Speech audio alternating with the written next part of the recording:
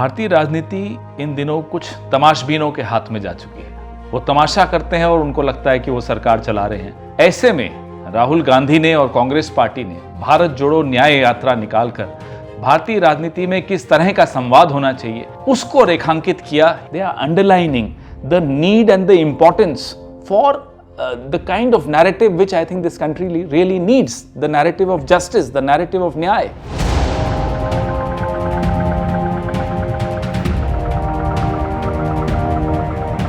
एक अंधेरा है, नौजवानों के जीवन में एक अंधेरा है। 1 घंटे में 2 नौजवान आत्महत्या कर रहे हैं। किसानों के जीवन में एक अंधेरा है, महिलाओं के जीवन में अंधेरा है, श्रमिकों के जीवन में अंधेरा है और कुछ सामाजिक वर्ग ऐसे हैं जो सैकड़ों सालों से पिछड़े, उनके जीवन में भी एक पिछले 10 साल में खास तौर पे एक बहुत भयानक काला अंधेरा है। उस अंधेरे से लड़ने में जो मुझे लगता है हथियार हमें चाहिए, वो हथियार राहुल गांधी ने और भारत जोड़ो न्याय यात्रा ने हम सबके हाथ में दिया है। वो है ये 5 न्याय।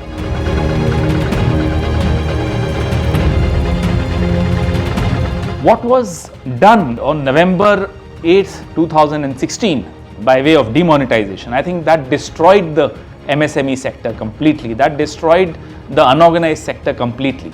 What we need to first do is to undo the kind of damage demonetization did, to undo the kind of damage an unplanned GST did. So if you promote the MSME sector and if you give some kind of a shoulder to the disorganized, unorganized sector, I think that will go a long way to give employment to the youth.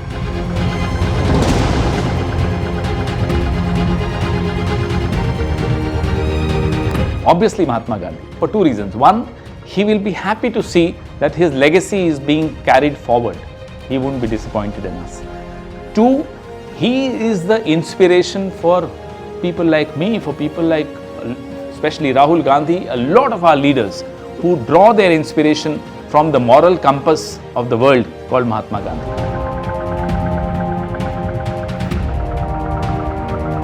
I think it was 1988. I was a young boy और दिल्ली में एक देश राज memorial lecture चल रहा था। Lecture कौन दे रहे थे? विश्वनाथ प्रताप सिंह। भाषण में क्या? राजीव जी पर हमला बोल रहे थे, कांग्रेस पार्टी पर हमला बोल रहे थे। मेरा खून गर्म था।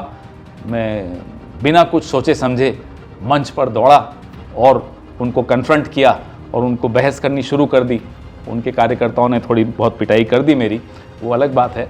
लेकिन हैरानी की बात यह है कि उसके 1 साल 8-10 महीने बाद मैंने राजीव जी से अपॉइंटमेंट मांगी और जब मैं राजीव जी से मिलने गया उन्होंने कहा कि आपको ज़्यादा चोट तो नहीं आई थी उस वक्त। I don't know how he got to know, but I was emotionally so overwhelmed. Here is a leader who knows everything about people who he thinks are fighting for the Congress, and I think that shaped a lot of my worldview about Congress. I think that's one of my most memorable experiences.